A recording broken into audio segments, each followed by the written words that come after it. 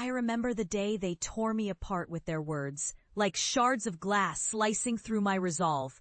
"That's just a pipe dream," my father sneered, his voice dripping with contempt. "Urban archaeology? What a joke! You'll never find anything worthwhile. You're wasting your life chasing ghosts and mud." My mother's eyes, once warm with pride, now flickered with disdain, whispering, "You're an embarrassment." A naive child clinging to fantasies that will only end in failure. Their laughter haunted me as I packed my battered bag, determined to prove them wrong, not just for me, but for that fragile spark inside that refused to die. Leaving behind the familiar streets of my childhood, I dove headfirst into the muddy, often scorned world of urban archaeology. Every bitter comment, every sneer from my family fueled my obsession. I studied tirelessly, digging through layers of history buried beneath concrete jungles, risking everything for a glimpse into a past they dismissed as worthless ruins. The skeptics called it treasure hunting, a messy, pointless quest. But I saw it differently. I saw stories waiting to be rewritten, truths buried beneath the rubble of neglect. My relentless pursuit became my salvation, my rebellion against their mockery. Years of solitary effort finally bore fruit. Against all odds, I uncovered artifacts that challenged the very narratives accepted by the academic world. Forgotten relics from a lost city, hidden beneath the urban decay, revealed a civilization's resilience and ingenuity. My discoveries rewrote history's script and proved that my vision wasn't naive, it was visionary.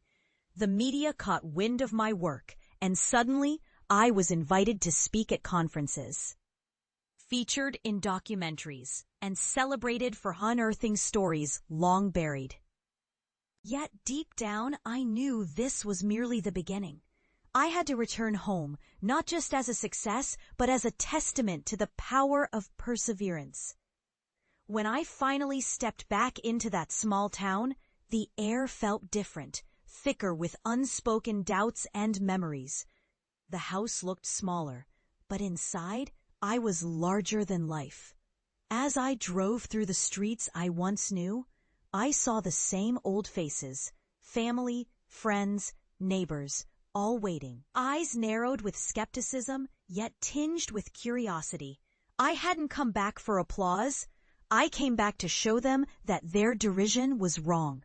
I was ready to face their judgment, to turn their laughter into silence, to plant a seed of truth in the soil of their doubt. And then the moment arrived. I stood in front of my family, beaming with the artifacts I had painstakingly reconstructed, an entire exhibit of the lost city's history. Vibrant and alive in the middle of the town, my parents looked stunned, their faces frozen in disbelief.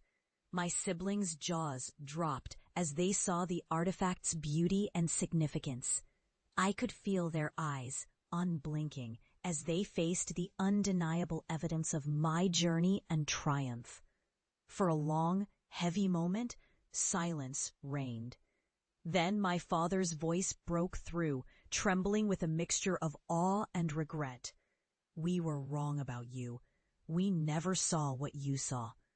But you proved us wrong, boldly, undeniably." Tears welled in my eyes, not from anger, but from a profound sense of justice. Justice for the years of doubt I endured, justice for the dreams they dismissed, and justice for the truth I fought to reclaim. I looked at them and said, "All I ever wanted was for you to see that your doubts couldn't define me. I had to carve my path through the mud and ashes of your words." Now, I stand here not just as an archaeologist, but as a testament to resilience, proof that even the most ridiculed dreams can reshape the world, if you're willing to dig deep enough. In that moment, I realized something profound. Their mockery was a reflection of their own fears, their inability to see beyond their narrow vision. I had turned their doubts into stepping stones, transforming skepticism into celebration. I had unearthed more than relics. I had uncovered truth, courage, and purpose within myself.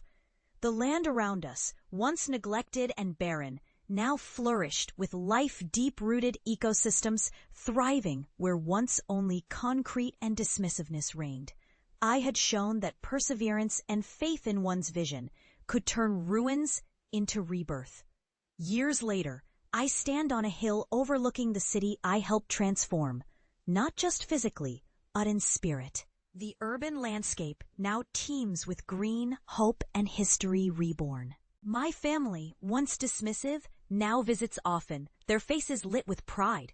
I see the lessons etched into their smiles. Never underestimate the power of a dream, no matter how foolish it seems. My journey from ridicule to redemption became a beacon, not just for myself, but for everyone who's ever been told they're too wild, too different, too ambitious. Because in the end, the greatest victory isn't just finding the past, it's reclaiming your purpose, rewriting your story, and proving that resilience is the ultimate treasure. And so, I leave you with this. Never let the darkness of doubt drown your light. No matter how harsh the words, how heavy the setbacks, your truth is worth digging for. Keep unearthing what's buried inside, because someday that buried treasure will shine brighter than you ever imagined, illuminating not just your path, but inspiring others to see the worth in their own dreams. That's the real history we're here to rewrite, our own stories of unwavering faith and relentless hope.